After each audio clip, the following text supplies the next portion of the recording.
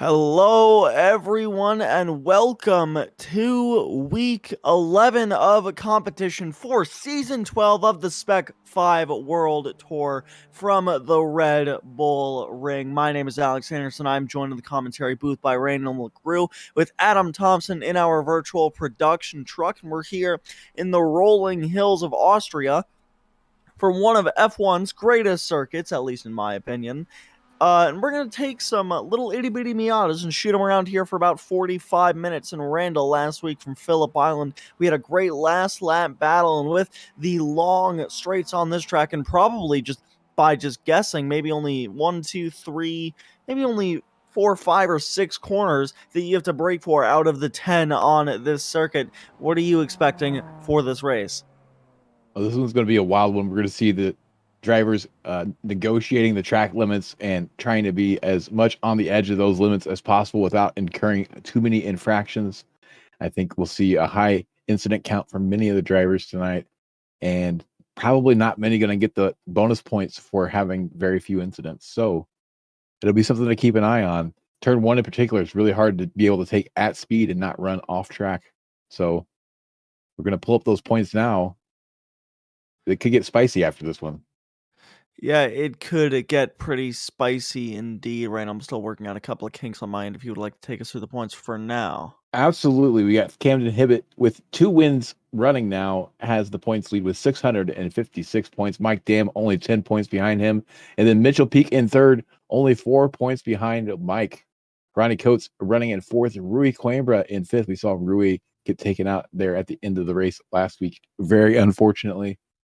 Hoping to bounce back this week. And as we move over to the open division, we see Ken Copeland has a very commanding lead, 480 points over Jose Gonzalez's 435. Paulo Coimbra now in third place with 401 points. Andrew Kosick, who was the fastest of the open class drivers in practice with 383 points, 20 points ahead of Andrew Gilliland with 363 in fifth.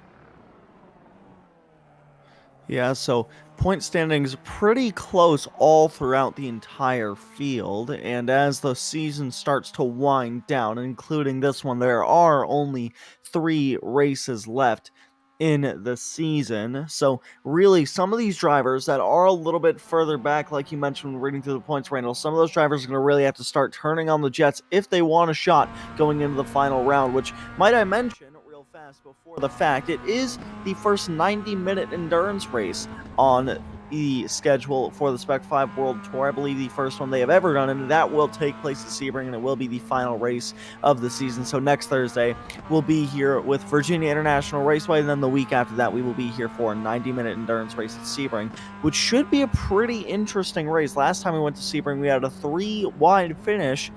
However, it will have been just another lap in this coming race at Sebring, as another 45 minutes, a whole nother race added onto the time.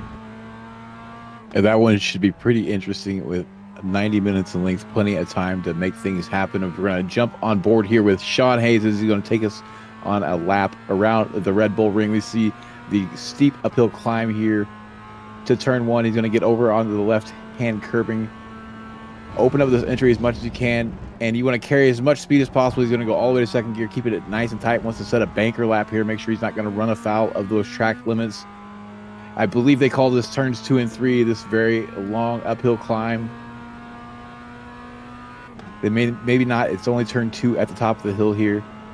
Lots of time to slipstream. The uphill is going to make the slipstream more effective. You're going to get all the way out there on that curbing. Brake just before the 50 board, clip that apex curb, and then run all the way to the exit. You want to stay off of that yellow curb there on the outside. It'll pull the car over, and then it will give you an off track. He's keeping it nice and tight here for this first lap to make sure that he sets a good time, and then he'll start to push the downhill run down to the next corner. He's going to brake just before the 50 board again, and he runs a little wide here. You actually want to get to that apex pretty early. The way the track falls away from you, it makes it easier to stay online if you get to that apex early and use that curbing. He runs wide there at the exit, and then brings it back to the right-hand side of the track for one of the trickiest corners on the circuit. Off camber, downhill, and blind entry. Then runs out on the exit curb, being very, very careful there. He's getting very close to getting an off track. Brings it all the way over onto the curb very early to get back to the throttle as early as possible. Use the exit curbing there on the right side of the track, being careful not to go too far. That's another easy place to get an off track. Comes down to the penultimate corner, staying to the left-hand side. Gonna give just a dab of brake here and really fling the car in, get on that apex curbing and use all of the runoff that you can there. It's very, very liberal there. And then, that might invalidate his lap there. He cut that sausage curb just a little bit, and it's an easy way to make some time, but it's also an easy way to get a slowdown or an off track. So we'll see if this lap counts for him or not. But that was a pretty tidy lap there for Sean Hayes. Yeah, I'll put one on the board there. Actually, might have gotten an off track, as I'm not seeing that counting on the timing tower. So somewhere along that lap, he got an off track. And just like all the F1 tracks on the iRacing service, usually the track limits are pretty tight, and you got to be really careful with them. But so far, Ronnie Coates on a provisional pole, just outside the 151s by 0.03 of a second. We'll see if any drivers can best that. Andrew Kosick on pole in the open class, and he's a second ahead of the next open class car of Orlando Harrell there. Ray Lombardi goes up to provisional pole by just over 2.5 tenths there, the 157. We're looking at him heading down into turn number 1. Michael Coates is quickly going to beat that with a 151. Lee Martin going to put a time on the board there with a 151.6. So far, a lot of drivers just really haven't set a lap so far, most likely due to the off tracks around this circuit. And it's really hard to limit. Usually it's the edge of those red and white curbs, and just you barely go off that red and white curb with all 4 tires, and it just gives you an off-track penalty, and the lap is over. And it's really hard, especially when you can barely see where the curbs are, because if you're looking at the environment around this circuit, it's very foggy in the rolling hills of Austria right now. So I would reckon it's probably difficult for some of these drivers to see these curbs, and that's why they're going over them so easily, is they just can't see where the curbs are, and they end up just driving straight over them. The fog definitely looks worse than it is to us on the camera. We're looking through a lot more of the fog than the drivers are. We saw on the onboard lap, it was noticeable, but probably something that could be mostly ignored by the drivers. But it could always affect it. Seeing down the range and picking up incidents happening is where it will probably have the most effect. As we see Orlando Harrell taking a nice ginger line there through the final corner, not pushing it, wanting to make sure that he has a good lap here, as he's going to be on the board in 14th place. He has 2 more laps to try to set a faster one, but the fog won't really affect them so much corner to corner. But if there's something that happens down track, they're trying to get their eye on, it could affect them there. Yeah, Jerry DiPiero, only the 3rd open class driver to put a time on the board there. He looks like he's just about 2 tenths behind Andrew Kosick there with a 157. Mitchell Peak took provisional pole away a long time ago there with a 139.3, and he's 4 hundredths ahead of Michael Coates, who is about just under 5 hundredths in front of Mike Dam there for second. So far the open class, the top 3 separated by just under a tenth of a second. So very close here tonight, as everybody is going to be just, I honestly don't know, because some drivers are going to be playing at safer points, like the points leader Camden. It'll probably be playing this race safer points, but other drivers in the back that need to get up there and get to the front, they're going to do just that, and they're going to be really aggressive this race to try and maximize their points gain, as Mike Dam goes to provisional pole by about by just over 3 tenths of a second there with a 148.9. Here's Cameron Hibbett, said points leader. He just jumped up to 3rd there with a 149.3. So time is really close. So far, only 1 driver into the 48 so far. Mike Dam absolutely flying, like we see him do every week here.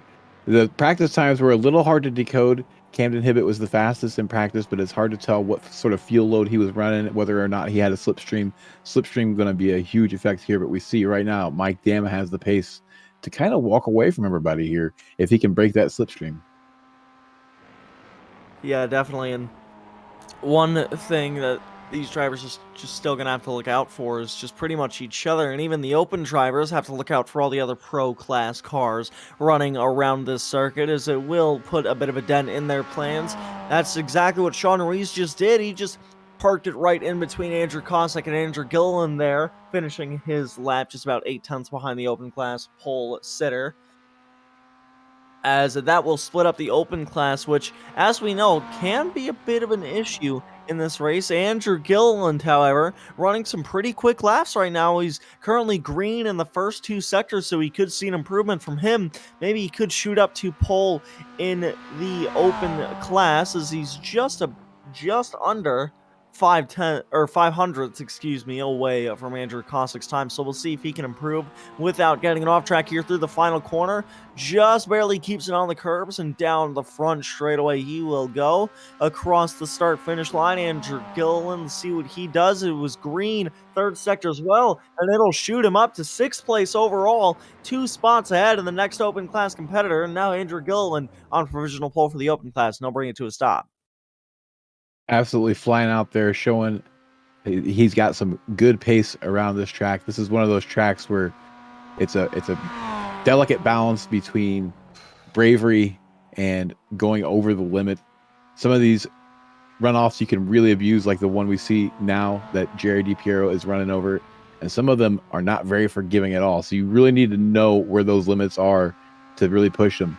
But this is a very much a momentum-based track. You want to keep that momentum up as much as possible. Jerry DiPiero throws in a absolute heater, only 12 1,000ths of a second behind Andrew Gilliland. Yeah, so that'll put the open class cars right on top of each other. Andrew Kosick is going to need to see if he can improve there, but it looks like he's in the pits, so he will not. Ray Lombardi shoots up to 6th there with a 149.3, just about 4 tenths behind the pole sitter. Here comes Lee Martin across the line, the dominant open class driver. Let's see what he can do. It's only good for 15th there, as he runs a 150.4 flat. And it looks like he'll have one more lap to try and get it. Actually, no, he won't. Just looking at iRacing, he's on his 5th lap, so just running some practice laps right here. Which is pretty smart, pretty good usage of time there. Mike Dam is on another lap as well. So is Cameron Hibbett. They're both yellow in the first 2 sectors, so no real big improvements from either of them. As Lee Martin heads through turn number 3, one of the best overtaking opportunities on this track, as well as turn number 4. Those are where you're going to see a lot of passes. Here we go. Rui Coimbra, one of the most dominant drivers in this series. He'll start his first lap here tonight. Rui waiting for the absolute last minute to get any laps in here. He still has 3.5 minutes left. Should be able to get at least 2 of those in. He's going to be very, very close on the 2nd lap, but I think he'll be able to make it there. We're going to stay on board with him for a little bit. We're going to watch him climb the hill up towards turn 2. This is going to be a really key spot where you want to make sure you get out right on the tail end of somebody in front of you through turn 1, so you get that slipstream up the hill and can make the inside move here to turn 2. We're going to see a lot of passing opportunities here at turn 2, and probably some beaten fenders. Yeah, definitely is.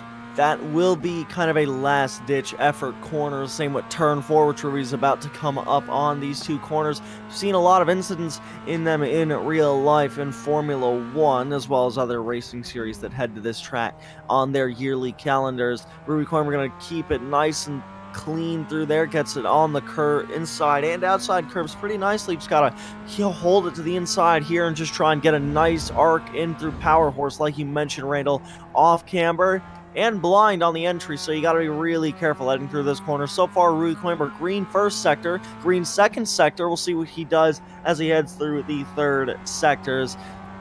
Really, back to turn 3. I mean, it's just going to be one of those last-ditch effort corners where final lap, some driver realizes they're going to have no other shot to make a move. They send it into turn 3, and suddenly 2 leaders are out of the race, and somebody can cruise to an easy win. So we really have to look out for that corner as Rui Coimbra heads through the final 2 corners. That might have been an off track there. He'll have to see if he can start another one and get it done real quick before qualifying is over. That could have been another one just then. We'll see if it still counts as he heads across the line. There he goes. It looks like it was... Oh, wow. Not something I would have expected from Rui Coimbra, but it's a 150.6. No off tracks gained, but still really unfortunate for one of the fastest drivers in this series. And it looks like we're going to drag in Otis Adams Jr. for a quick little interview. And Otis, for not a team. You're currently running ninth, just behind to the open class pole sitters. What's your strategy for tonight as to see you practicing your pit entry? Yeah, just gonna try to make it to the end. I didn't practice very much this week, so just want to not die. Yeah, fair enough. As I reckon that's what a lot of drivers are going to be doing tonight. In terms of the point situation, what is your plan tonight? Do you think you can try and be a little aggressive, maybe move up a couple of points or move up a couple of places in the championship? Or are you just going to try and keep it clean and just stay alive this race? No, I mean, I'm looking for a good race and have some fun. I don't know where I'm at in points, but really just trying to do the best I can race by race and not worry about that. All right, well, as you head up through turn 3, we mentioned this is probably one of the best overtaking opportunities on this circuit. And as you head through there, barely clipping the inside and outside curves, how do you view that? Do you think the drivers are going to be able to make a lot of moves into that corner? I think a lot of people are going to come to tears in that corner, but hopefully not. Yeah, that tends to be a common collision point. That one in the next turn 3. So we'll see. All right, well, as you all line up for the grid, I'm going to let you go. Good luck here tonight. Otis Adams Jr., we'll see if you can make the most of it. Thanks, guys. And that was Otis Adams Jr. He'll start 9th today, but our eyes should be on the pole sitter for this race, Mike Dam, with a 1:48.986. He'll be on pole. The only driver to run in the 1:48s here tonight for qualifying. Cameron Hibbett is in second with just about 3/4 of a second behind there in second. The points leader are going to be looking for a good race tonight. Michael Coates is there in third. Mitchell Peak in fourth. Ronnie Coates in fifth. Ray Lombardi in sixth. Andrew Gilliland on open class pole. He's going to have to try and have a good day for some points here. Jerry DiPiero going to be right alongside him, though, in 8th. Otis Adams Jr. is there in 9th. Sean Hayes in 10th. Andrew Cossack in 11th. Sean Ruiz is there in 12th.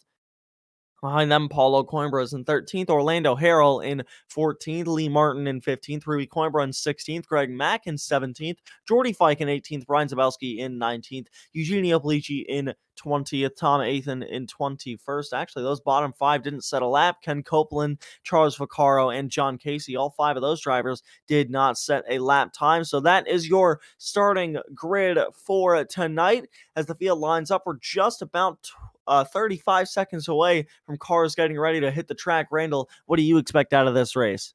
Well, I can tell you one thing. I'm shocked that they're letting the blimp fly in this fall. We can barely see the cars there in this camera view. This is going to be a very interesting start. If you're in the mid pack, you really need to focus on keeping the car clean. It's going to be absolute bedlam going into turn 1. There's going to be cars running wide, rejoining. You're going to have your head on a swivel. Yeah, it definitely is, especially with these foggy conditions. Like we see from the onboards, it's not really too bad if you're just taking corners like normal, but when there's 23 other Miatas running right around you, it's going to be pretty difficult to manage, I would imagine, from the driver's seat. Cars starting to roll. You can just barely see them through the fog. Here they are as they head through a turn number 7.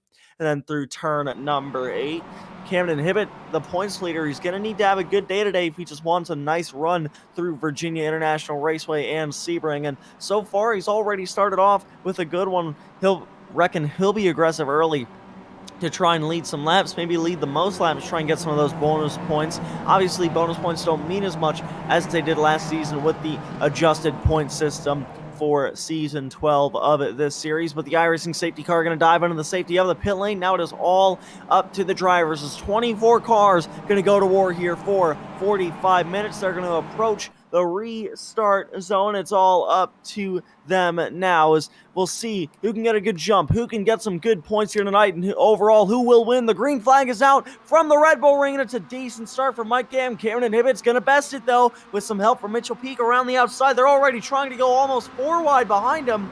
there. That's the 78 car, Rui Coimbra alongside Jerry DiPiero and Sean Hayes heading into the first corner. Drivers slowing down a lot for that first corner to not hit each other. Still side by side for the lead is Camden Hibbett going to try and get a run into turn number 4. We'll see, or excuse me, turn number 3. We'll see if he can do that as they head up the hill towards the hairpin. Mike Dam with the preferred line on the inside as they head onto the brakes into turn number 3, and it will be Mike Dam that takes the lead into turn number 3. Camden Hibbett gonna have to settle for second for now. Already a gaggle of cars starting to check up a lot into these tight hairpin corners, slowing down maybe almost 30 miles an hour than you normally would if you were just out there running hot laps. So the field really bunching up so far on this first lap.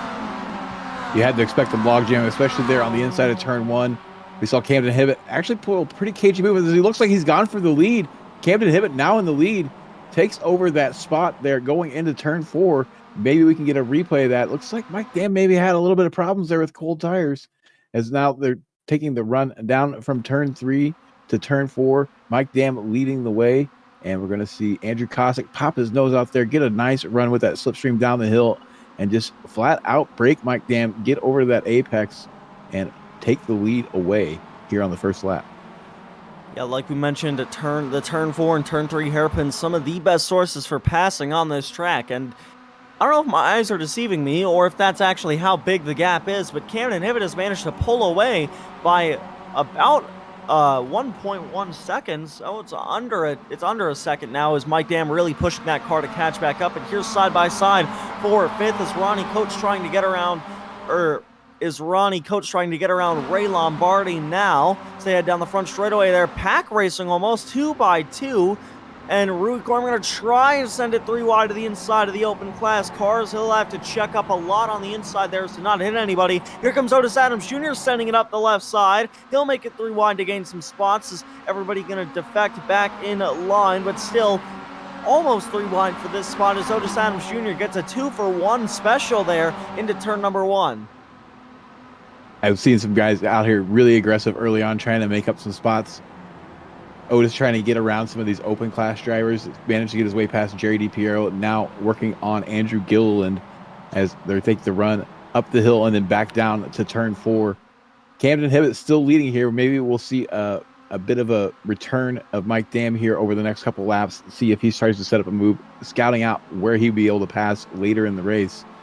Right now it looks very tame up front. Yeah, so far everybody just being safe so far as after that first lap pass from Camden Hibbett to go from second to the lead. He's currently got the fastest lap by just under a second. I reckon all those times will be a lot faster once they get back to the line this time, but it's already starting to become a 4-car breakaway between Camden Hibbett, Mike Dam, Mitchell Peak, and Michael Coates now.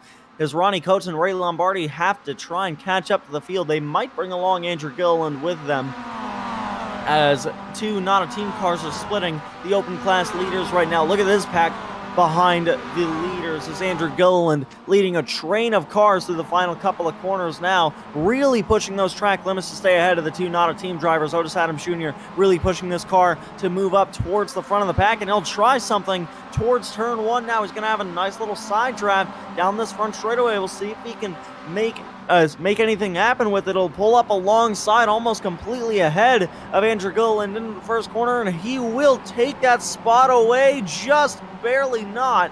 Actually, he won't. Oh, he turns straight over, and Andrew Gilliland, he dumps him. He completely dumped him there. That is going to really shake up the point standings. Andrew Gilliland going to need to pit super early compared to the rest of the field. He's going to need to fix that if he just wants a shot at this point. I think the stewards are going to have a look at that one. I mean, I don't want to point fingers, but that didn't look like an accident. I'm not trying to point fingers, but that looked a little fishy. Otis Adams got a lot of oversteer there coming out of the first corner, having to take that tighter line. He was really choked down by the presence of Andrew Gilliland. Had a bit of oversteer. I think the car just got away from him. I think he's trying to catch the car here. Then he got a little tap from behind, which sent him across and unsettled the car. And then physics took over from there. That doesn't look intentional to me. It looks like an unfortunate series of events, likely going to result in a penalty. We've had a big shakeup up front. Mitchell Peak now leading this race. Mike Dam in second. Camden Hibbett back to third. Yeah, so and the pack starting to become bigger and bigger now as Ronnie Coates and Ray Lombardi have gotten themselves well within the leaders. But Otis Adams Jr., we were just talking about him. He's gonna looks like go around and power horse here. It looks like he navigates turn 6 just fine, right behind Jerry DiPiero. He's heading into turn 7, and the car just steps out on him, and he goes around. Eugenio Polici has to go around in order to miss him there. And it looks like both drivers will rejoin the track just fine, but probably 2 races that are going to be over for Otis Adams Jr. and Eugenio Polici. There's Tom Athan shooting through them now as they head through turn 8 on the replay. But for the lead, there's Andrew. Oh wait, no, excuse me. This was another replay. This was the pass for the lead that Mitchell Peak did. He got a 2-for-1 special down into turn number 3.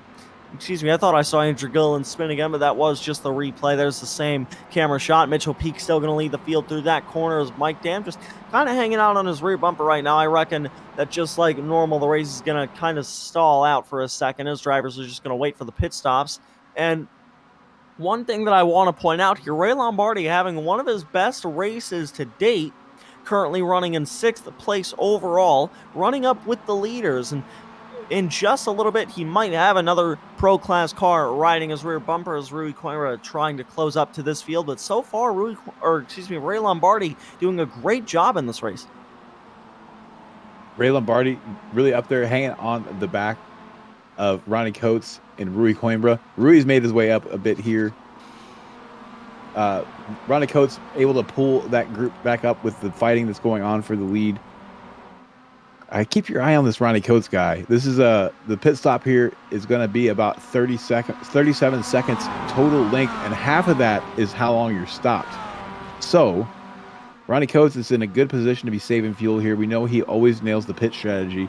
He could come out gaining some track position after this, especially if cars pit in front of him. I wouldn't be surprised. We've kind of singled out Ronnie Coates as the pit stop master in this series, and so far in almost every race he's done, he's proven our point there as Rui Coimbra sets the fastest lap so far with a 1:49.1.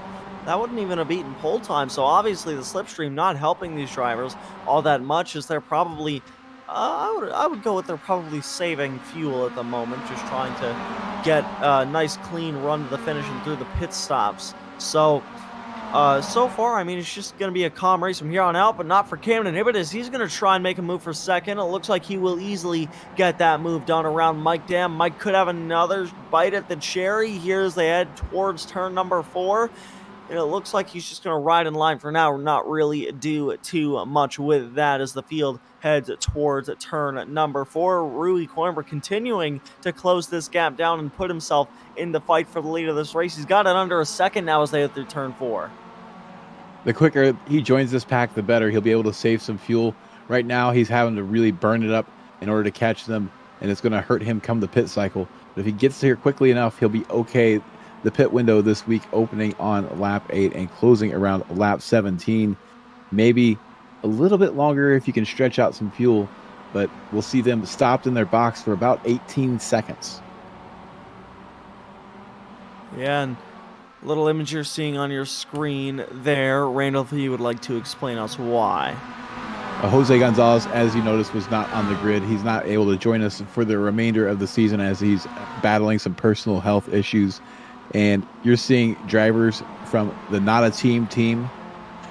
There on the left is Jose himself, Rui Coimbra to his right, Paulo Coimbra there third in line, and Otis Adams Jr. there on the right-hand side, all showing their support for Jose, and can't wait to see you back out on track here, Jose. Yeah, definitely. So hopefully, Jose, you can get well soon and get back on the Spec-5 World Tour grid. So good luck. Get well soon, and just really hope that you can join us soon in this series. And so far, you have one of your teammates clawing his way through the field in spirit. Rui Coimbra's in 7th place right now, trailing this lead pack as Ray Lombardi trying to get around Mitchell Peak as the rest of the field is done. Ray had to check up a lot there out of that corner as everybody really slowed down in front of him for some reason. might have been just, it looked like he might have gotten a little loose to the inside of Mitchell Peak, and now he's just having to make sure he regains his footing and stays within this lead pack, because there's a bit of a split between Mitchell Peak and Ronnie Coates there. They're going to have to see if they can close this gap back up to keep themselves within the lead pack. We're going to take a look now at Eugenio Polici. Easy for me to say, Eugenio Polici and Ken Copeland. Ken Copeland going to make that move on the inside there and get the run up the hill. And contact, heavy contact there is going to send Ken Copeland around. And I didn't see who that was also involved. So the stewards are going to have plenty to look at after this race. Yeah, it looked like that driver that hit him was Eugenio Polici. Just bad luck seems to follow him wherever he goes. And obviously it happened again tonight as he spun through at turn 7, and now this instant into turn number 3. Here's another replay of it.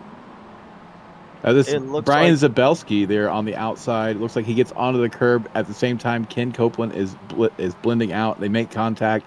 Ken goes off the worst, and you're right, that was Eugenio Polici that got collected in that incident. Here's a little gangle of cars back here running for 16th. Orlando Harrell leads this pack with Brian Zabelski, Andrew Gilland, Tom Athan, and Eugenio Polici running in line behind him. Otis Adams Jr. is just a second behind him as well, but Mike Dam trying to take the lead away into turn number 3. He has help from Michael Coates on the inside now as we head back to the leaders. It looks like Mike easily going to take that spot into turn number 3. Michael Coates is just going to have to hang out in third for now as the rest of the field still regaining their footing and catching up to this lead pack. Rui Coimbra is still trying to get back to the back bumper of Mitchell Peak as they head towards turn number 4. Looks like no moves so far down the straightaway. Somebody clipped the grass a little bit there right before the curbing now as they head it through turn number 4. But he just navigates it nice and smoothly as I reckon they're all just playing it safe as pit stop's going to start to take place in about 10 minutes. And we've seen Mitchell Peak down as far as 6th place in that lead pack. So once you get pushed out of the way for that lead, you tend to fall back quite a little bit. You're gonna once you get past, you get kind of open to other people attacking you in that same corner. Get a bad run on the outside and lose a couple more spots. So we'll see quite a bit of shuffling going on in that lead pack every time there's a pass. Right now, looking at Andrew Kosick. Running a little bit wide there going through turn 8. Maybe picked up an off track there. They're going to be counting their X's by the end of this race, though, to see who has the most. I'm sure there's a pretty good collection going on out there. Paulo Coimbra right now running 14th. A little bit slower than he normally is. I wonder if he maybe got involved in some of the trouble early on and is now trying to make up time. Yeah, we're still running a solid third place in the open class. Here's Charles Vaccaro fighting with Orlando Harrell for 15th, 4th in the open class. As Charles is going to be able to hang on to that spot, but still Orlando Harrell, we don't talk about him too often, but definitely one of the best drivers in this series, and especially in the open class. He's able to push the car really well during the race, and he really not really the strongest driver in qualifying, but always turns on the afterburners during the race. And here's Cameron Hibbett. He takes the lead back on the run up to turn number 3. Mike Dam gonna have to settle in line right behind him as Michael Coates pushes another car to the lead, and he has a nice little shove down this straight from Mitchell Peak right on his back bumper. Is still 6-car pack for the lead, or excuse me, 7-car pack for the lead, I should say, as they all head through turn number 4. Just very smooth so far. Once again, everybody probably just waiting for the pit stops. So Ray Lombardi still trying to regain his footing after what happened to him in turn 3. I reckon the tires might be a little angry at him after getting a little bit loose to the inside of Mitchell Peak there, and he's just trying to calm him down and just trying to stay within this lead pack. And it looks like he's doing that pretty well right now. We got Sean Ruiz here in front of Sean Hayes. Got a little bit of front end damage, and I don't think he's the only one out there with some front end damage. I believe I saw Michael Coates in that lead pack. Had a little bit of a crinkled front nose, very similar to this 111. Yeah, you can see it just there. A little bit of damage on the front end of that car, maybe from shoving somebody up the hill, but it looked like he got into the back of Mike Dam there at the exit of turn 3 last lap. And that might have been the cause for it. Ronnie Coates up to 4th place. He was in danger of losing contact with this lead pack just a few minutes ago. Now he's made his way up to 4th place. Yeah, he's doing a really solid job after starting from 5th. And speaking of starting spots, let's look at Rui Coimbra. Oh, no. Oh, my God. car got airborne there into turn number 1. I was just about to talk about where Rui Coimbra started this race, and massive checkup into turn number 1. That's going to make it maybe only a 4-car race for the lead. I don't know what just happened. I looked towards turn number 1, and Mitchell Peak was in the air, and I really just don't know what happened. We were talking about Ronnie Coates heading down the front straightaway, and then they headed up the hill towards turn number 1, onto the brakes, and just Ronnie Coates, wow. That's one of the biggest checkups I've ever seen. Ronnie Coates has to hit the brakes hard in order to avoid Michael Coates and everybody else charging into the corner behind him. Rui Coimbra nowhere to go. Mitchell Peak nowhere to go. Ray Lombardi nowhere to go. And that's going to knock several cars out of this mix for the lead. It's only 4 of them right now. Ronnie Coates is the only car involved in that incident that got away relatively unscathed, and he's still trying to make a move now around the outside into turn number 7. It looks like he's not going to be able to get that move done on Camden Hibbett. Rui Coimbra and Ray Lombardi might be able to get back up into this lead pack as they're still trying to close that gap back down, but that's pretty much going to end Mitchell Peak's chances for tonight, and that's going to really shake up. I know I keep talking about the points, but there's only 3 races left in the season, including this one. So Rui Coimbra going to dive into the pits early now. I reckon he'll take this as his scheduled pit stop and probably take some repairs as well. And it looks like Mitchell Peak and Jordy Fike are going to do the same thing as they too head into the pits. Jordy doesn't look like damage is heading into the pits. Greg Mack as well. So I think the pit window is officially open as drivers start to pour in. Eugenio Polici, Brian Sabelski as well, all in the pit lane. And while we have Greg Mack here on the screen, Andrew Gilliland wanted us to give a special shout out to Mr. Mack for the paint job. We see Andrew Gilliland's paint job is a little bit more colorful this week than it has been in previous weeks. So a big shout out and thank you goes to Greg Mack from Andrew Gilliland. Yeah, nice little respect between drivers. There is now 7 open class cars right on top of each other from 8th through 14th as Michael Coates now looks like the leader after a little bit of a mix-up for the leaders. Andrew Cossack in 9th there. I like that little profile picture. You know, you're just hanging out with the cat, you know, as you do. As you do. I reckon, I know I've taken a picture like that before as the leaders heading through turn number 4. Yeah, I got that to rhyme. I'm improving. I'm a lyrical genius.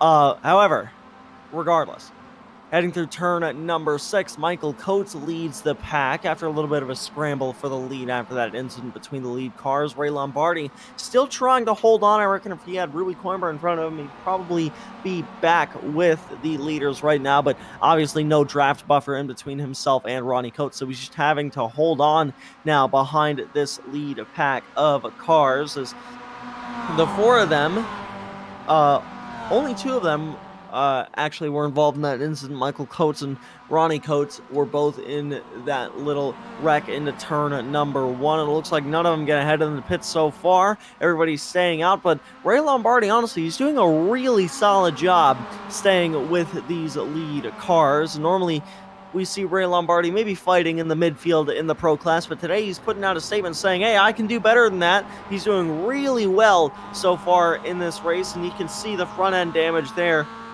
I definitely reckon that's hindering the car's abilities a little bit. So still, even with that, doing a very solid job tonight. He's hanging out about 1.5 seconds behind this lead pack. And if I was in Ray's car, I'd be coming in at the end of lap 12 to get that car repaired, take those fresh tires on the left side of the car, get your fuel done, and try to undercut these guys so that when they come out of the pits, they're dealing with 2 cold tires and he already has them back up to temperature. But we'll see how it shakes out. Yeah, and speaking of taking tires, usually when drivers take tires in this series, it's oriented by whichever I completely lost my train of thought. It's usually judged on whichever, like how many more corners, how many more left than right corners. That's the word I was looking for. I'm bad at the English language. So say there's more left turns than there are right turns, you're going to see drivers taking right side tires because those are the ones that are going to wear the most. So you're going to see drivers taking left side tires here because there really are only 2 competitive right-hand corners. So the left side tires on these cars, there's only going to be 2 competitive left-hand corners. So these drivers, those left side tires are going to be struggling, as those are the tires that they are abusing the most through these corners, especially through this corner, the second to last corner. I believe it's Yak and Rint right there, as they head it back down to the front straightaway. And we'll see if, Randall, your guess on Ray Lombardi was correct. We'll see if he comes in at the end of this next lap now, as they take lap 12 at the line, just over 20 minutes into this race, just before halfway. We're expecting this to be a 24-lap race, possibly 25. It looks like they might be flirting with 25, but I think once the pit cycle goes through, we're going to be looking at 24 laps. Right now, Michael Coates leading this train. I think he may have been the first one that checked up in that incident. We see Andrew Gilliland now dipping into the pits, going to get that car repaired and get some fresh tires and fuel. I think Michael Coates might have been the first one that checked up. But in all those, always see it in that situation when there's a big backup at the apex of a corner. The further back you are, the more damage you seem to take. And that was definitely true in that case. I think Ray Lombardi was able to somehow, luckily, avoid most of the damage to his car. He just got a little bit, and now he's still hanging on there, 1.4, 1.5 seconds back. He's been keeping pace with these guys. Not quite close enough to close the gap with the slipstream, but he's definitely hanging on. Yeah, and that's especially impressive with the damage that he has to the front end of that car. I reckon he would have been already right up with these lead cars, and maybe even fighting for the lead if he didn't have that damage. So putting on a very impressive drive so far, as these 4 lead cars head through turn number 7 and 8. Really, I mean, we're just waiting for the pit stops at this point. I reckon, like you mentioned, Randall, it was about just under 40 seconds during the pit stop, so I reckon it will be a 24-lap race after that time loss is dealt with throughout the lead field. We'll see what they decide to do on this lap. It looks like everybody's going to stay out for the moment. Top 5 cars all stay out on the track, and I reckon at this point they're just going for the long game. They're probably going to pit as late as they can, which so far, I mean, it looks to be doing them pretty well. They have a pretty solid gap over the next cars in line past Ray Lombardi, and all of them, they aren't really making any moves for so far. They're just kind of hanging out in line, just waiting for the fuel to run out on these cars. There's a little bit of battle 10 seconds back, or probably about 12 seconds back, between Sean Hayes and Sean Ruiz. I could have sworn I just saw a couple cars swap positions there. Sean has been involved in an incident this race. As you can see, the front end damage to that Bucky's Miata. So he's definitely had his fair share of incidents tonight. He's doing a good job at mitigating the hindered abilities of that car from that damage. And just like Ray Lombardi, he's keeping a very solid pace here just outside the top 5. And you are absolutely right. Sean Hayes has taken over that spot from Sean Ruiz. And don't look now, Jerry DiPiero leading the open class here in 8th overall, right on the bumper of these two. You got to wonder if he's been saving fuel. He's got Andrew Kosick right there behind him, and his car looks clean. That car is pristine right now. So Jerry looking to keep it that way and use these pro drivers to his advantage. Yeah, definitely. And Jerry DiPiero, he's got a nice gap over the next open class car in line, Andrew Kosick. Still, there's a car in the open class that has already come into the pits. That is Andrew Gilliland. So obviously we don't know where exactly Andrew is going to blend out with those cars, but doing a very solid job here, running in line with Eugenio Polici back here in 21st position after his pit stop. So we'll see where he blends out with the rest of the field, but so far nobody else heading into the pits, so I reckon they're just running it as late as they can. So they head up to turn 1 once more. Mike Dam thought about a movie, peeked to the outside, or excuse me, peeked to the inside there, but honestly for turn 1 it seems that the inside, or excuse me, the outside is where you want to be for turn 1. That left side through turn number 1, and it looks like Mike Dam going to be defending the outside line into turn number 3. Mike Dam going to try and go for something here. Cameron Hibbett and Ronnie Coates watch along behind him. I reckon this might help Ray Lombardi catch up through the field, as it could slow these cars down quite a bit, and it will, as Michael Coates got a pretty decent run out of the corner, but Mike Dam going to take the lead, and that will put Ray Lombardi back into this lead pack. Them just going side by side for that one corner. Lost them just about 0.8 of a second, so you really have to think about the big picture here. If you're one of these drivers up front, obviously leading laps and getting those bonus points is nice, but they don't mean as much, so you really have to think about what might happen behind you, because next thing you know, you could just be 3 seconds behind Rui Coimbra when you all come into the pits just from fighting for that lead spot. But we will see what happens here as they head through Power Horse and down towards turn number 7. You see the back end of this little group starting to stretch out a little bit through the trickier section in the middle of this lap, but we'll see them start to compress again. Ronnie Coates might be looking to dip into the pits now that he's got this gap in front of him. He may try to close it up, but I think you're right. I think they're all going to try to stretch it out as much as possible. The pit lane here is a very, very tricky entry. You see they're at the exit of that corner. You have to go slower through the corner, so if you have somebody right behind you, you really need to communicate to that driver that you're going to be dipping into the pit lane. Otherwise, they may run right into the back of you, as you have to slow down a little bit more than you're used to in order to make that tight pit lane entry. Yeah, Michael Coates just got passed by Camden Hibbett down into turn number 1. It looks like Michael realized that he wasn't going to benefit from trying to fight for that spot heading into turn number 1. He lets Camden have it as they head towards turn number 3. Now you see Michael Coates there. A little bit of a damaged front end as they head up to turn number 3. Camden Hibbett not really doing much, just kind of hanging out right behind Mike Dam. You see here a little bit of a lift before the corner, just making sure he's not going to run in the back of Mike Damas. That's a great shot of them heading through turn number 3 and down towards turn number 4 now. And I reckon, honestly, I don't know if turn 4 is going to be one of the best passing opportunities come the end of the race because of this downhill stretch. Slipstream isn't going to work as well as it normally would, say, for turn number 3 when you're heading up that steep hill. So we'll see what happens in about 20 minutes time when they're fighting for the lead at the end of the race. But I think turn 3 is, honestly, I know we keep talking about it, but I think turn 3 is going to be where it's at the end of the race in terms of passing. Camden Hibbett really using that curve there through Power Horse. Turn 3 is a great passing opportunity. Turn 4 presents a really good passing opportunity because if you're on the outside there, you're very, very compromised through the next section of the track. It really slows you down being on the outside, not being able to take the optimal line through there. So if you're able to get your nose there on the inside, you really got to take that away. It may get you the race win at the end of the lap if it's on the last lap, because they're going to be so compromised, they're going to be playing catch up the rest of the lap. Yeah, and I'm honestly putting in a little bit of a bold prediction. I think they're going to be coming into the pit lane at the end of this lap. After it looks like they'll head back to the line with about 29 minutes and 15 seconds into the race. So I reckon just under the 30-minute mark. Usually the last little stretch of time where drivers can keep the car out on track. So I reckon they might be coming in this time or next time as Paulo Coimbra, the next car into the pit lane after all those drivers came in early on lap 9. Paulo Coimbra, the next car to come into the pits now. We'll see if he can improve his position in the open class. Mike Dam with a nice launch out of turn 3 there, trying to pull away from this field as Ray Lombardi trying to catch back up as he's starting to lose the pack just a little bit now as they head towards turn number 4. Bit of a gap here, but we'll see this close back up. Camden Hibbett will be able to break a little bit deeper and help close that up as long as he hits his marks still through the corner. Should have a good run. We see Mike Dam running all the way out to the curb.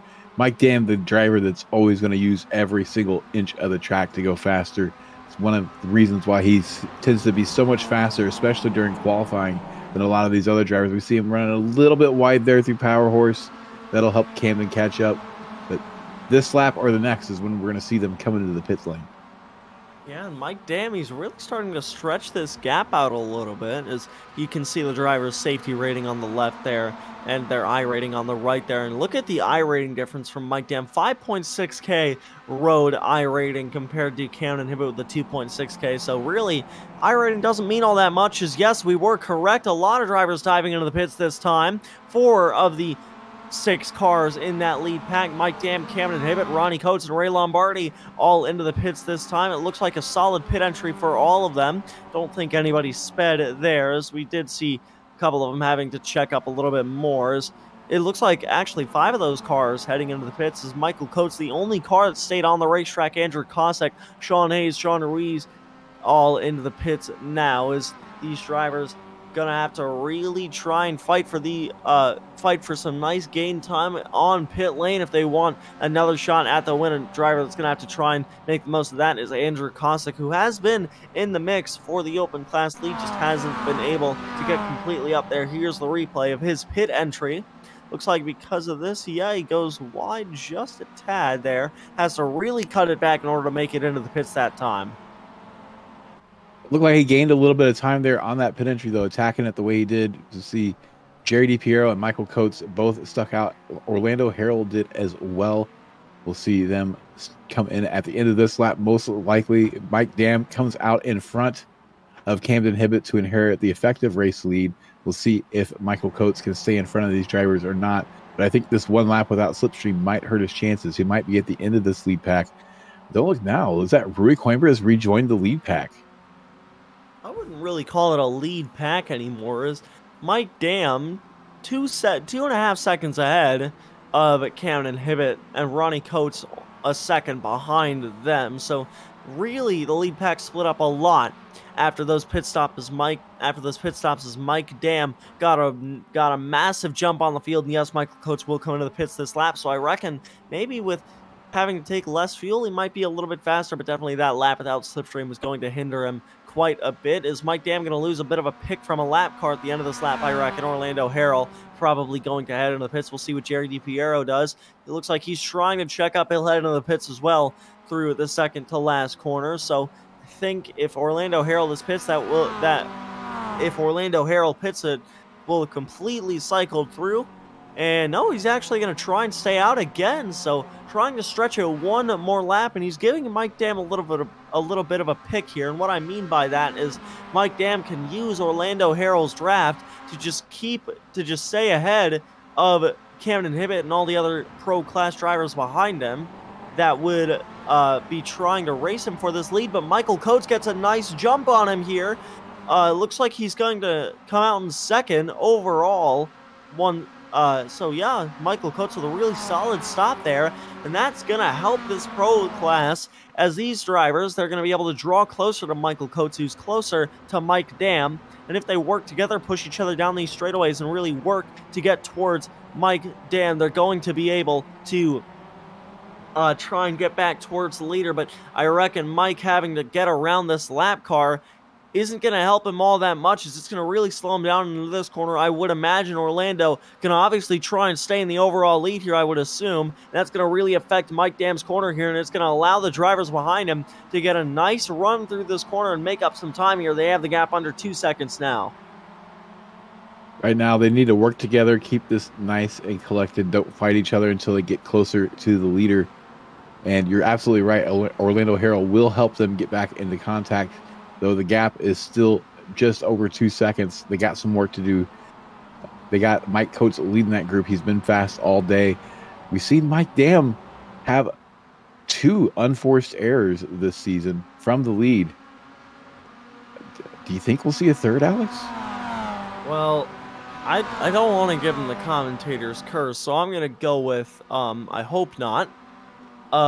Because he's run a really solid race, and for a little mistake like that, I mean, we've seen it out of him before, so obviously it wouldn't be unfamiliar territory, but still would be really unfortunate for a driver to be so dominant this race and then to lose it in some sort of a fluke mistake. But under 2 seconds now is Camden Hibbett pushing Michael Coates down the straight to try and catch back up. I reckon he'll do the exact same thing on the run up to turn 3 and on the run down to turn number 4. So we'll see what Camden Hibbett does. We'll see if he continues to push, and it looks like he would have dived out of line by now. He's going to try and push Michael Coates up this hill so they can try and draw closer to Mike Dam. They only really need to close down the gap by 0.8 of a second to get within that slipstream range and start to really reel these guys in. Rui Coimbra's going to be in a little bit of a fight of his own just to get into the draft of Ronnie Coates. In front of him, Ray Lombardi not close enough to try and help him in that fight using the slipstream. So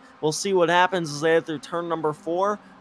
Camden Hibbett and Michael Coates are trying to keep it close at this point. And every time Camden bump drafts him, you can watch the gap go down a little bit quicker as it's opening up now here on the run through turn 4. But Camden's showing some some racecraft you wouldn't expect to see out of somebody his age. The kid never ceases to amaze me. He's got quite a head on his shoulders when it comes to driving a car, and he's going to be going places. It's no surprise that he's won the last 2 races. Yeah, for sure. It looks like we're looking at a replay of Sean Hayes. Ooh, hits that sausage curb and loops the car around into the guardrail.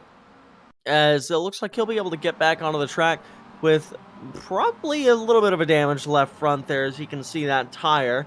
The fender's caved in, so is the left rear fender. So a lot of damage on that car, as Sean Hayes is going to have to just try and struggle with that thing and try and get it back to the pits, and he'll have to wrestle that car throughout the rest of the lap. It looks like a very, very difficult car to drive right now. We see Camden Hibbett has actually made a move on Mike Coates. Is now in 2nd place. Ronnie Coates sitting back there in 4th place. The gap ahead to Mike Dam now 2.6 seconds. I think maybe Camden thinks he's the faster of these, and having him in front might be better. We'll see if Mike Coates returns the favor with the bump draft. He's not going to quite get there this lap. And we'll see if Camden has the pace to run down Mike Dam. Mike is always fast. Yeah, and it looks like he's starting to extend this gap too, so as the field tries to continue to catch up to him, he's just starting to pull away from him now, as Jerry DiPiero leads the open class field by about 8 seconds, I want to say. So very solid performance from Jerry DiPiero right now. He's doing a great job. At the moment, we're looking at Giulio Pulici here. Might have been another incident for the Italian drivers. He heads up towards turn number 3. He's got it nice and under control so far now. Brakes just about past the 50 board. And it looks like, goes in a little bit too deep, and he'll have to wrestle that car back onto the track. No damage, no harm, no foul done. Just some evasive maneuvers having to be taken by Sean Rees, but overall nothing too bad for those drivers. As Jerry DiPiero, open class leader by quite a while, so I mean, he just needs to cruise for the final 8 minutes of this race, and he will win here from the Red Bull ring, so we just have to see if he can hold it together. Speaking of holding it together, Mike Dam is going to be under a lot more stress than Jerry DiPiero is, because even if the pro class drivers aren't closing that little pack behind him, even if they aren't closing the gap, they're going to have to really try and work together to catch up to Mike Dam, and even if they aren't closing the gap, Mike Dam is still going to have a heck of a time of avoiding the pressure that these drivers are going to place on him in the closing minutes of this race. If I'm in Mike Dam's car right now, what I'm doing is I'm reaching up, I'm grabbing that rear view mirror, I'm ripping it off the windshield and tossing it in the passenger seat, because I don't care what's happening behind me. I just want to go as fast as I can, quality speed laps, hit your marks, and it should be good to go, as the gap is now down to 2 seconds again. This pack has worked itself out. They're trying to work together now, and Camden Hibbett looks to have a little bit of pace. Yeah, and it looks like there is no driver without an incident point this race, which honestly kind of expected here. So no bonus points for being squeaky clean from the Red Bull ring tonight, which with the off tracks, I'm not really too surprised by that. But Camden Hibbett and Michael Coates now have the gap under 2 seconds for the first time in quite a bit, and they have it under 9/10 of a second there for just a moment through Power Horses. See, that middle sector seems to be Mike Dam's strong suit, but Camden Hibbett is going to get a really nice run through turns number 7 and 8, so these drivers are going to really start to close this gap down if they can just run some solid laps here and just work together on these straightaways. You're seeing the incident points from most of the drivers. It looks like Mike Dam has most of the off tracks here with 12. Camden Hibbett's behind him with 11, and then it's 5, 3, 8, and 6 for the rest of the field. I reckon that might have been another incident point there, as these drivers really stretching that final corner to make room and get a nice solid line through there, as they're just really pushing this car now. It looks like the lap time was about 0.2 of a second faster for Camden Hibbett, but honestly, to win the race, I don't know if that's going to be enough. It's not going to be enough. There's only 3 laps left to go. Unless Mike Dam makes a mistake, this gap is almost to the point of being insurmountable right now. I suspect we'll start seeing a little bit of jockeying position next time they come by this section of the track. Right now, they're keeping it pretty tame. Hope's still alive, and if they actually close it up to 1.6 seconds, we'll see if it stays there on the run to turn 4. It starts to open back up a little bit. But without a mistake, it's really going to be hard for them to close this gap with only 2.5 laps left to go. Yeah, and that little pack got a nice run out of turn number 3, so they're going to be able to work together a decent bit towards turn number 4. The gap still at 1.6 seconds. It looks like they're just really being conservative with the corner exits of this place, just trying to make sure they don't go off the track, just lose all the time that they might have gained here. And it's so far working, as honestly, if they can maybe close down like another 10th this lap, then 3/10 next lap, I think that should put them within drafting range, and they might be able to catch up to Mike Dam and maybe have one final shot at him on the last lap. But it would take a bit of a miracle for these guys, as they still are a ways behind them. Came in to have this absolutely blistering pace, was able to match Mike Dam through that middle sector of the track where Mike's always been seeming to be faster. See him running really wide, definitely not caring at all if he picks up any off tracks at this point. Absolutely trying to keep the hammer down. He loses a 10th going through that corner still. Now creeping up to 2/10 as they make their way down the straightaway. This is really slipping away from them now. I think we're going to start seeing some fighting for some of these positions to see who's going to be on that podium when they're with Mike Dam coming up the hill here. They still close that gap down by 1/10 that lap, so I don't think they're going to give up just yet. They still have about 2 or 3 laps to go here from the Red Bull Ring, so I don't reckon all hope is lost for this little pack of cars. But obviously they couldn't make up as much time down that straightaway as they would have liked, as they weren't able to, as they weren't close enough to push each other down that straight. But here's Otis Adams Jr. running right behind Jordy Fike here. This could be a little bit of a battle on the last lap if these two are willing to go for it. Jared DiPiero just cruising behind him and watching at this point, as he just needs to ride around for the final couple of laps, and he will end up victorious from it tonight from the Red Bull Ring. But Camden Hibbett so far takes that conservative line through turn 4 again, gets a really nice exit there. He's really closing that gap down. Look at that. And just off that corner alone, they might have a shot here if Michael Coates can push Camden Hibbett down the front straightaway and up towards turn number 3. I hear Adam's dog Lewis in the background being very supportive so far.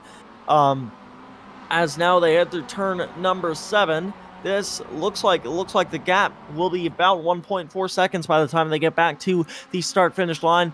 And mistakes from Mike Dam. There was a bit of one in turn number 4 there. You think we might see any more out of him tonight? I don't think he quite made a mistake. I'm looking at the lap times, and we're going to end up with a 25th lap. I think everybody was expecting 24 laps. I think Mike Dam's saving fuel. Yeah, because he was really far out there when he came out of the... Yeah, he was really far out there when he came out of the pits. So actually, Rudy Corner with the best lap of the race. So I want to ride on board with him for the run-up to turn number 3, because he was 2 seconds ahead of Camden Hibbett, who came out of the pits. And Cameron was already a couple seconds ahead of the cars behind him, which was already an impressive gap. So Mike Dam just might not be able to put the power down as best as he can. We'll see if he lifts here. Yeah, he does. He lifts before he brakes. He lifted really early there. And if the cars behind him are good on fuel to the end, this might spell trouble for Mike Dam, as they will have about a lap and a half, and he runs in the grass there too. That's going to slow him down just a little bit down this straightaway. I would say Camden Hibbett now well within drafting range. They're going to have a shot here on the last lap. Mike Dam desperately saving fuel now just to make sure that he has enough to fight with on this last lap. If he got in front of it early enough and realized that they're going to have that 25th lap, he should be okay. But we didn't see him really starting to slow down until just last lap. So it may be too little too late. He may not have enough to fight with. We could probably see a really wide Miata out of Mike Dam here. Camden Hibbett has to be licking his chops there in that second place car right now. Yeah, and I reckon with how big the gap was, he will have enough fuel to make it to the end of the race, so he will be pushing this car for his life. And I reckon Michael Coates behind him going to realize that it's his only shot too to push Camden Hibbett towards Mike Dam. So I reckon these two will still try and work together on this last lap. You see he's doing it there. Michael Coates could have maybe tried to do something, but he just stays in line, tries to push Camden Hibbett faster into that corner. So we'll see what happens here as they enter the final corner. They'll take the white flag here from the Red Bull Ring. Mike Dam going to be saving fuel for his life. He's trying to break the draft now as they head down the front straightaway. Camden Hibbett well within drafting range. I think he might need some help from Michael Coates behind him if he wants to have a shot into turn number 3. Turns 3 and 4 have been the best spots for passing all night. We'll see if Camden Hibbett will be close enough to use either corner to his advantages. Michael Coates not going to be there to push Camden Hibbett. He's not close enough, and especially with Camden having the drab of Mike Dam, he's not going to be close enough really to push Camden Hibbett up this hill and gain a majority of the time that he would normally. So Mike Dam didn't lose any time on the entry to that corner, so obviously he isn't saving anymore, but he gets onto the curb a little bit there. Only 5/10 between first and second now. This could be, if he needs another little lift, this could be a good time to do it. Set yourself up to defend the inside of turn 4 here, lift, and back those other cars off you. Get a good run on the exit and bring it home the groceries. But right now, it looks like he's attacking just as much as everybody else is. So it looks like he feels confident that he's going to make the line. It could be very interesting coming off that last corner. We may see somebody sputter and run out of fuel and some decisions be made there at the very last moment to see who's going to be on this podium.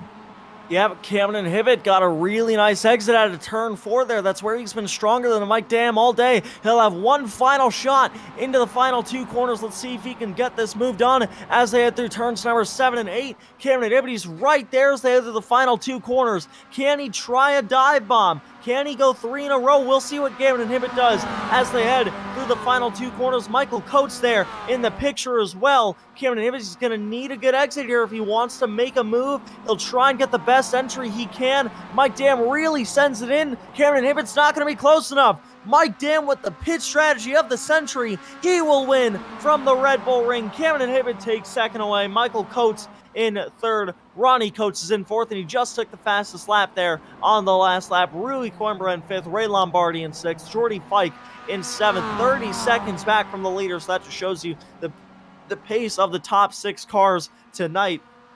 Otis Adams Jr. will come right behind him as well there from 8th place, and a little bit behind them, Jerry DiPiero. Solid night and a solid race for him. He will take a victory at the Red Bull Ring. Adds another one to his list in this series. Adam showing his support through the SDK messaging there up at the top of your screen. Ken Copeland going to take second in the open class there in 10th. Tom Athan is there in 3rd for the open class there from 11th. Greg Mack, 12th. Charles Vaccaro, 13th. And the field now just has to get across the line at this point. Last car to do so will be Sean Hayes, who, not sure where he is on track. He's heading through turn 7 right now into turn number 8, so we're just waiting for him.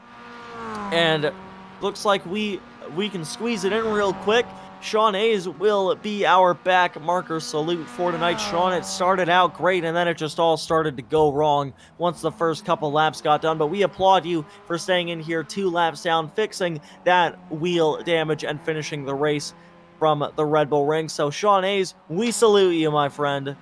The blue meanie, Sean Hayes, and it doesn't look like he actually did repair that damage, so he's been struggling with that car ever since he had an unfortunate introduction to that sausage curb on the outside of turn 1. Sean, very, very commendable drive home. Yeah, for sure. Here are your results tonight from the Red Bull Ring. Mike Dam takes the win after a really solid pit call. I honestly didn't think he was going to make it to the end of the race with how much he was saving fuel, but he's able to just barely squeak it out over Camden, who had an impressive drive to try and catch up, but just needed one more lap there at the end. Michael Coates is in 3rd, Ronnie Coates in 4th, Rui Coimbra in 5th, Ray Lombardi with one of his best finishes of the season there in 6th, Jordy Fike in 7th, Otis Adams Jr. in 8th, then Jerry DiPiero. Solid night, all night long. Consistency was key for that drive home as Jerry DiPiero takes the win in the open class from 9th, Ken Copeland in 10th, Tom Athan in 11th, Greg Mack in 12th, Charles Vaccaro in 13th, Andrew Gilliland in 14th, Lee Martin in 15th, Andrew Cossack in 16th, Orlando Harrell in 17th, Brian Zabelski in 18th, a little bit further back, Paulo Coimbra in 19th, Sean Ruiz in 20th, Sean Hayes in 21st, Eugenio Pulici in 22nd, Mitchell Peak in 23rd, and John Casey looks like did not start the race there from 24th. And speaking of Mitchell Peak, I mean, that's going to be a horrible point situation for him. Finishes 23rd, 16 laps down, just didn't finish the race after he got sent about 3 feet in the air from that massive checkup into turn number 1. But Randall, I believe you are on standby with our open class winner, Jerry DiPiero. Oh, actually, no, I'm still looking for him. I'm my apologies. I'm following the scent of an open beer can. I think I'm hot on his trail, but I've yet to find him. Oh, there he is. Jerry DiPiero, your winner for the open class. Jerry, tell us about your race, buddy. That was very. I mean, as far as pit strategy goes, I am terrible. But I guess I got it right this time, guys. I had 0.3 left. If it was one more lap, I wouldn't have made it. Oh, lucky I got one. A blind squirrel does find an acorn every now and then. Jerry DiPiero nailing. I think I found it. Injury. You found the nut this time. Brought home that win. What was it like out there on track? Was the fog affecting you very much? No, the fog was the thing I did. I think what helped me was I was behind the two guys and I saved a lot of fuel because I was one of the last ones to pit, and that kind of helped me too. So it was interesting to say the least. Awesome. Well, Adam was definitely excited. He threw up his support in the form of a message on the overlay for you whenever you came across the line. And I'm honestly shocked that he hasn't come out of his trailer to come ask you any questions or to harangue you. He's hiding right now. I'm here, actually. Oh, there you are. So instead of like just cutting you guys off, I've waited for you guys to ask me to come out of the trailer. So I'm here. And Jerry, I just got one quick question for you. Who in the hell is Lucky Juicebox, and why is she taking over my YouTube chat? Because she can do that. Got your support over here from GG. Obviously, been watching you quite a bit. But Jerry, I'm going to ask you after that. Anybody you want to thank? I want to thank you guys. I want to thank Spec-5 for this pretty good turnout today. This track is tricky though. I got to admit, I know it pretty well because we've run it before in our league. So it was fun though. It was very fun. Well, congratulations again, Jerry DiPiero. Thank and you. Hopefully we can see you up here over the next couple weeks again. All right. Thank you. That was your open class winner, Jerry DiPiero. And Alex, I believe you're on standby with our P2 finisher, Camden Hibbett. Yeah, Camden, what a race from you tonight. Just one lap short of the win from the Red Bull Ring. How was it out there? It was incredible. I don't know how Mike Dam managed to save that much fuel, honestly. I told him in the driver's chat on iRacing, we stopped in the box at almost the exact same time, and I think he got out second and a half, maybe 2 seconds before me. I do not know how he saved that much fuel, but congrats to him. It was an amazing run. It was a fun race. It was a fun race. Surprised the lead pack got cut down to 4 like it did, but it was still a fun race between the 4 of us, and yeah, looking forward to VIR, I believe, next week. Yeah, that will be the race next week. So, obviously, a very solid performance from you tonight. And what do you think was the difference between yourself and Mike Dam? You think it was that pit stop there, and how much fuel Mike Dam was able to take compared to the rest of you guys, or maybe it's just on track pace? What exactly happened? I think I was right with him on pace, and as you see, I closed down the gap. Yeah. So I think I was right there pace wise. Just that pit stop, certainly better than previous weeks, but still got to work on the pit stops. I've not been a pit stop kind of guy, I guess. So looking to get a little bit of better pit stop. But I think I was right there with him on pace, and looking forward to getting back at it here soon. Yeah, so obviously you did a very solid job closing that gap down, but just a little bit short at the end there. You think you would have got him if you just had one more lap at the end? Yeah, one more lap, maybe even one more corner, if I wouldn't have pushed so hard. I was right there, and I was pushing off tracks as well. I ended up having 15x because I was taking intentional off tracks to try and gain time, and it was so close, but just not quite enough. Yeah, and next week we head to Virginia International Raceway back into the States. So you think you might be able to chalk up another win on the board and maintain your points lead in from that race? I love VIR. VIR and Sebring are really, really awesome tracks for me. Really looking forward to them. I love the way VIR races as well. And there's not as many dumb off tracks as there were here. But yeah, looking forward to VIR. It should be another fun race. I don't know. I think it'll be a little bit different than normal because of all the corners. I don't know. Like, I think it'll be a completely different animal from what it was this week, but I'm looking forward to the new challenge as always. And yeah, certainly looking forward to it. Yeah, so we'll see if you can perform from VIR. Cameron and Hibbett, on spot short. Anybody you want to thank before we let you go? Yeah, I want to thank my mom and dad, Buyers Imports, Rainier Construction, Aussie Sales. Huge congrats. My teammate Andrew Gillen had plenty of pace. Just got caught up in an incident from what I hear. So congrats to him. I know he put in a lot of work this week. But yeah, it was my grandpa. Don't forget about him. My coach. But yeah, it was a fun week, and yeah, thanks to everybody. Thanks to you guys as well. Can't forget about you guys. All right. Well, Cameron and Hibbett, second place here tonight from the Red Bull Ring. Overall, a very strong race from you. Congrats on the podium, my friend. Hopefully, you'll be one spot better next week up here from VIR. Yeah, thank you. Thanks again, everybody. And that was Camden Hibbett, your winner tonight from the Red Bull Ring. And it looks like P2. Or, excuse me, yeah. Your second place finisher tonight from the Red Bull Ring. And Randall, I do believe you have found our actual race winner, Mike Dam. Mike Dam managed to bring home the trophy tonight, and it looked like you were saving a little bit of fuel there on the last couple of laps. Did it get tight for you? Were you not expecting that 25th lap? Yeah, fuel was a little tight. I was doing my best to lift where I could, trying to manage that gap. But yeah, that was kind of my plan all along, was try to make a little bit of a break. I didn't think it was going to happen, but I got kind of lucky. Got about 7/10 lead, so I decided to pit, and that really helped. So, well, very, very opportunistic move there. You managed to catch Mike Coates out. He was the only one left out pitting after you guys came in and had to react to the next lap. And it looked like you were going to run away with it there for a little bit. And then Camden got to the front of that pack behind you and started closing you down. For how long exactly did you start fuel saving? Honestly, I'll tell you what happened. So I think I did my fastest lap of the race, and then I looked down and it said it was going to be a lap longer if I was doing that pace. So I had to manage. I didn't have fuel for that, so I had to manage not going too fast and saving fuel. And, oh man, I was a little scared there at the end. I was surprised that they didn't catch me. Well, when we asked Camden about it, he thinks one more corner may have been all he needed to catch you and get around you there. So you managed to bring it home with just enough fuel. So congratulations on your win. Is there anybody you'd like to thank or shout out? Yeah, just all the guys in this league. It's a lot of fun. Thanks to Jordy and all the guys that put it together.